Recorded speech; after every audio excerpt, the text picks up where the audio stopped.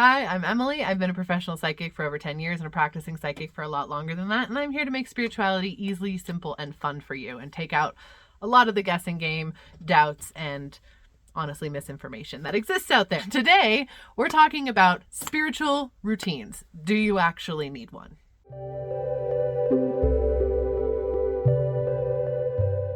The necessity of a spiritual routine, in my opinion, has become a very large misconception in a lot of the spiritual community. It's not that having a spiritual routine is negative or anything like that, but they feel like that is a very neurotypical and also kind of organized religion approach to how to be a spiritual person. So we're going to bust some myths around that, and I'm going to talk you through, if you want to have a spiritual routine, some simple things that you could do to implement that. Before we go any further, thank you so much for being here. I'm so excited that you're here. I'm so excited to give you any wisdom and ahas and inspiration that I can. I do a lot of fun stuff on this channel. A lot of it is coming up. I know I'm still in the early stages with this video. So if you could like, comment, subscribe, hit the little notification button so you know every time I post, all of that would mean the absolute world to me. Most of my social media following and my experiences on other platforms, so I'm just getting going here. Here's some information about those if you want to check those out. Okay. Cool. Housekeeping stuff is now taken care of.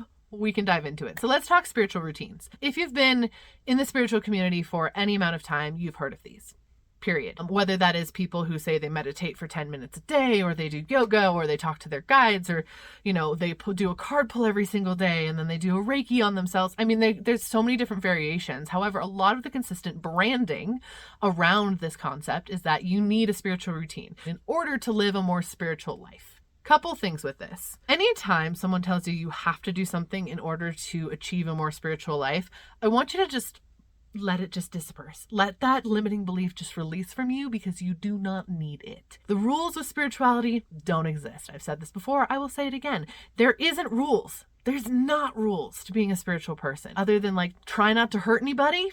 Don't have malicious intent. But even that's not a rule. I mean, if you choose to do that, the consequences would come back to you however those show up. But the truth of it, at the end of the day, there's no concrete rules. There's no concrete necessities. You don't have to do this in order to be a spiritual person. Spirituality is by design an individual experience that you are crafting for yourself. You are the artist. Your spirituality is the canvas. Do with it what you like. And know that you can paint over it 75 different times. Whenever you get new information, whenever you have a new experience that maybe changes your viewpoint, whenever a new guide comes in, or maybe you really like to throw your energy towards this one direction that you weren't interested before, but now you really are, that is fine. It is the permission to pivot, it is the permission to make your own choices, and it's the permission to believe and tune into whatever you want to believe and tune into. So anyway, that's a really long way of saying, hey, don't apply limiting beliefs to yourself that don't need to be there, especially about your spiritual journey, because it's yours. You get to have it however you're going to have it. I think I need to grab a crystal after that though, because I was obviously really channeled in. Hold on, pause, hold on. Okay, I actually grabbed two. We're going to go rhodochrosite sphere and my aventurine palm stone. Do I know what either of these things mean? Either of these crystals mean specifically, categorically, canonically? No, I do not. I know this one helps me feel calm and it activates my heart center because it's green. And I know this one is grounding for me because I decided it was and I charged it with that energy. So before you ask, that's why. Okay. So with your spiritual routine, a lot of times people are saying you need to do these in order to be a more spiritual person, develop a more spiritual person. And as I mentioned at the beginning, it's a really organized religion approach of the pray every day, pray before you eat, pray before you go to bed, which I grew up Catholic. I'm very, very familiar with that approach. But it's also a very neurotypical approach. And a lot of people, especially right now with the state of the world that we're in, are very neurodiverse or very recently discovering that they're neurodiverse. And having someone come in and be like, you need to have a very structured routine for your spirituality basically feels like smacking you in the face if you're a neurodiverse person, such as myself. It's a really hard thing to do. Also, on that note, if you really like having a spiritual routine, absolutely magic. Again, this is your journey. I'm not talking down about spiritual routines. I'm talking down about the belief that you have to have one in order to connect and be a more spiritual person. That is where we get into dicey water. So do you need a spiritual routine? No. If you'd like a spiritual routine though, let me give you a couple tips on how to actually develop one that's going to suit your needs. First and foremost, you want to figure out what part of spirituality, what part of being a spiritual person feels the most fun for you. What are you most drawn towards? What brought you to this place in the first place? What are you most excited to connect with? Whether that is getting information about yourself, doing healing work, or talking to your spirit guides, or maybe working on activating your own psychic abilities. Maybe it's doing stuff in the dream space that's super important to you. Maybe it's manifesting. Whatever it is, your goals are individual, and you need to understand what those are first. So if the goal is to be like a super duper awesome manifester, fantastic. If that's what feels the most fun for you, wonderful. But the goal needs to be based on what seems most fun to me. What am I most drawn to diving into right now? Then you want to craft your spiritual routine around that fun concept, so it feels like something fun that you're excited to do, and your time. I'm a mom. I have 3 teenagers, or almost teenagers. I have 3 almost teenagers, plus 2 rabbits, a dog, and a husband, and I run basically 3 different businesses. So my spiritual routine is really quick, really simple, and something that helps me feel aligned. The other thing that you need to keep in mind, so we have fun, we've got time, and then we also have how can you feel better? Because at the end of the day, the spiritual routine needs to be there to support you. It is your spiritual routine. For me, that is, okay, I absorb a lot of other people's energy, so I need to incorporate clearing into my routine on a fairly regular basis, or else I'm going to get bogged down and feel really yucky. And I love connecting with my spirit guides. They're my best friends, and I want to talk to them regularly. That means a lot to me. That's super important to me, and that will help me feel more secure in my life space. Whatever feels good for you, whatever will help you feel that secure kind of energy, where that feels that like comfort, like what benefit are you getting from it? Has to be a benefit that you actually appreciate. Can go from there.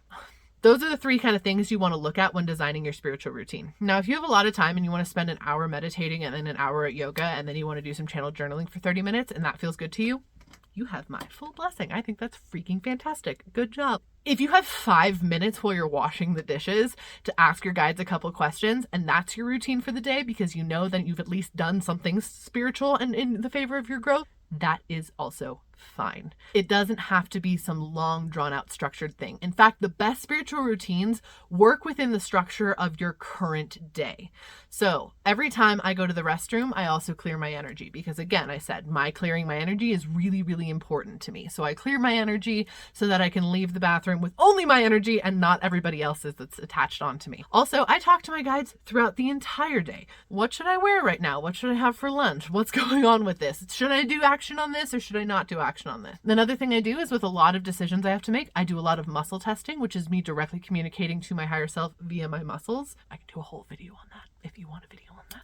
That is another thing that you can do. So there's tons of little touch bases like that throughout my day because I don't have 45 minutes to spend doing a spiritual practice.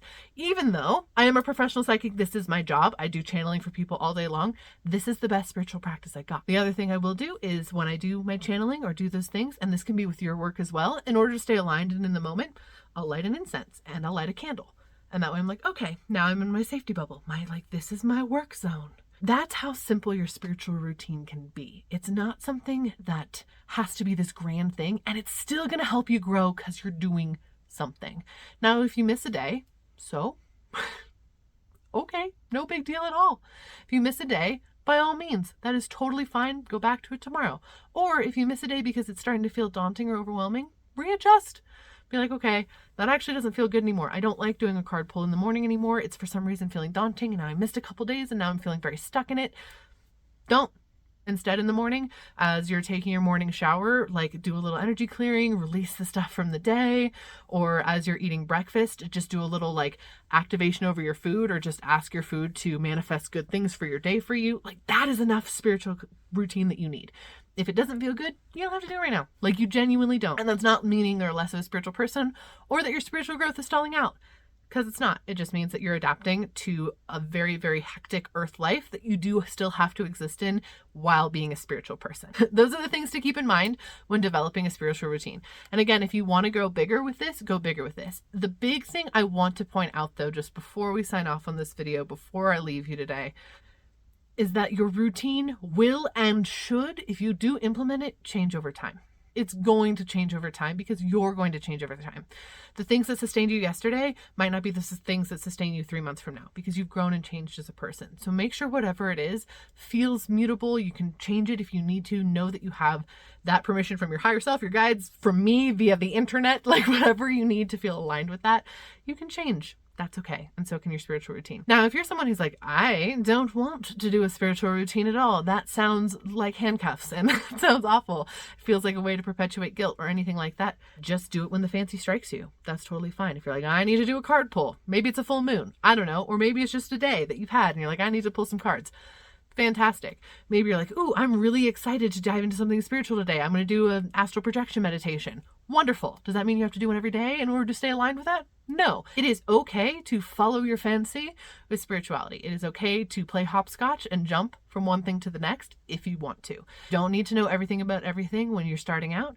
You're allowed to just dip your toes into a bunch of different things and get to those experiences, or focus on the one thing that you're really excited about first and then move on to the next and incorporate that differently as you learn more information. So that's the gist of it. In my opinion, you really don't need a spiritual routine in order to be successful. It's not a requirement, and if anything, oftentimes it provides a lot more limiting beliefs than it does help, especially when people are pressuring you to do that and then you feel bad because you didn't do that, and then it's just a spirally cycle that we don't want to get into. However, if you have recommendations about your spiritual routine or you'd like to share that to help other people, feel free to comment that in the comments down below. I will gladly acknowledge that, because anything we can do to inspire each other is also a core tenet of spirituality, in my opinion, or living a more spiritual, magical life. Let's inspire each other. That is magic in and of itself. So feel free to share this down below. I hope this video was helpful for you. I hope it gave you some validation, if nothing else, or some permission to just be yourself, and that spirituality is about living in your authentic self, and that self changes and grows, and that is pretty awesome and wonderful. Thanks for watching. Again, don't forget to like, comment, subscribe. Thank you for being here. Remember, you're magical as fuck, and have a wonderful rest of your day.